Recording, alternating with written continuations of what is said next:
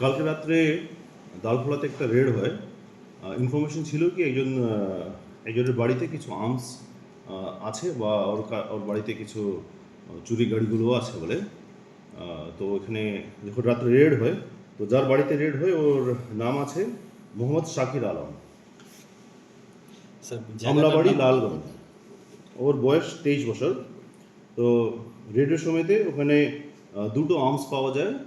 একটা বড় আর্মস আছে আর একটা ছোটো আর্মস আছে, আর 4টে লাইভ কার্ট্রিজ পাওয়া যায়। আর একটা মোটর সাইকেল যেটাতে কোনো নাম্বার প্লেট নেই, আর একটা 4 হুইলার, ডাস্টার 4 হুইলার আছে, সেটা পাওয়া যায়। সেটাতে কোনো আপনার এটা ছিল না, নেম প্লেট ছিল না। তো এই ছেলেটাকে আমরা অ্যারেস্ট করেছি। অ্যারেস্ট করার পরে আজকে ওকে ফরওয়ার্ড করা হয়েছে। আর একটা আর্মস অ্যাক্ট আর যে চুরি যে সামানগুলো আছে ওইটা নিয়ে একটা সেকশন আছে আমাদের 317 আর ক্লজ 2 আর 317 ক্লজ 5, এটাতে আমরা বিএনএসে আমরা কেস শুরু করেছি। আর আর্মস অ্যাক্ট আছে ওটাতে। স্যার একজনই তো অ্যারেস্ট হয়েছে না? হ্যাঁ, একজন অ্যারেস্ট হয়েছে। স্যার ওই জায়গাটার কি নাম যেখান থেকে অ্যারেস্ট হয়েছে? আমলাবাড়ি, লালগঞ্জ। স্যার এরা কি কোনো ডাকাতি করার প্ল্যান করছিল, এরকম কোনো খবর আছে স্যার?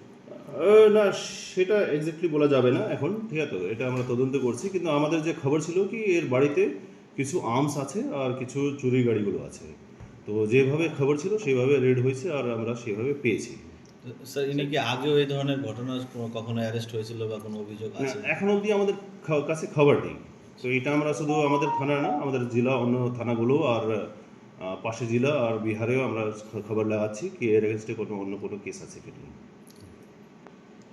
স্যার স্যার, বলছিলাম যে গতকালকে একটা মানে ইসলামপুরে এত বড় একটা ইনসিডেন্ট হয়ে গেছে, একটা হোটেল ব্যবসায়ীর বাড়ি এবং তার হোটেলেও ভাঙচুর চালানো হয়েছে।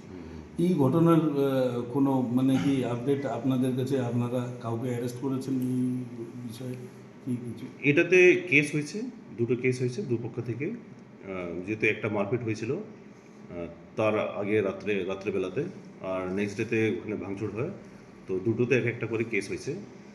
এটাতে আমরা রেড চালাচ্ছি আর তদন্ত করছি, আর কে কে এটাতে ইনভলভ ছিল সেটা দেখা হচ্ছে। স্যার একটা তো হোটেল মালিক পক্ষ, আর অপর পক্ষ কে কেস করেছে? অপরপক্ষে যারা মার খেয়েছিল আগে। ওটা কি স্যার আনন্দ সরকার বা এরকম কোনো নাম নাকি অন্য কিছু আছে?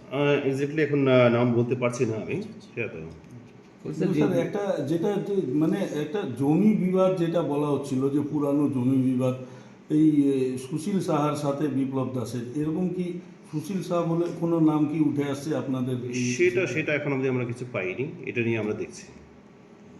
স্যার আর একটা বিষয় স্যার, চোপড়ায় গতকাল একজন প্রতিবাদ করেছিল, কেউ টাকা খাচ্ছে, তো এক মেম্বার হচ্ছে প্রতিবাদ করেছিল, সেই মেম্বারকে মারা হয়েছে। এই বিষয়টা আপনার বলে গেছে?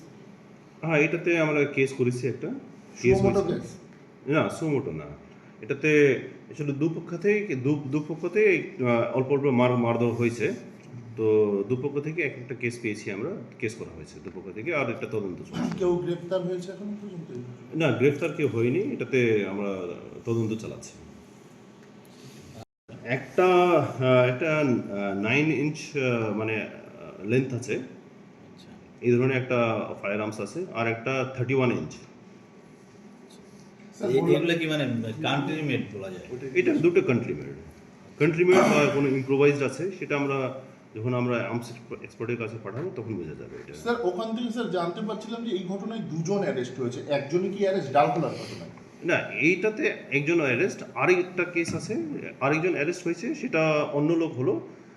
সেটা হলো আপনার আমাদের অ্যাটেম্প টু ডাকাতি যে হয়, ঠিক আছে, 399/402 যেটা আইপিসিতে ছিল আগে, তো ওই কেসে একজনকে অ্যারেস্ট করা হয়েছে। এদের দুজনের কানেকশন আছে স্যার কোনো? সেটা আমরা তদন্ত করে দেখবো।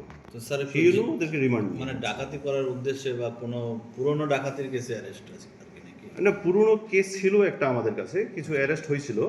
তো সেই ক্ষেত্রে সেইভাবে আমরা কিছু স্টেটমেন্ট পেয়েছিলাম, ওই স্টেটমেন্ট হিসাবে আমরা পেয়েছি। স্যার ওনার নাম কি যিনি ওই ডাকাতির কেসটা দেয়? সাহেব সামথিং আছে, আমি নামটা পড়ে বলে দিচ্ছি আচ্ছা আপনাকে। স্যার, বললাম যে স্যার গতকাল একটা দুঃসাহসিক ছিনতাই হয়েছিল চোপড়ায় স্যার, এক মহিলাকে টানতে টানতে হেঁচড়ে হেঁচড়ে নিয়ে যায় বাইক, আর কেউ গ্রেপ্তার হয়েছে ঘটনায়?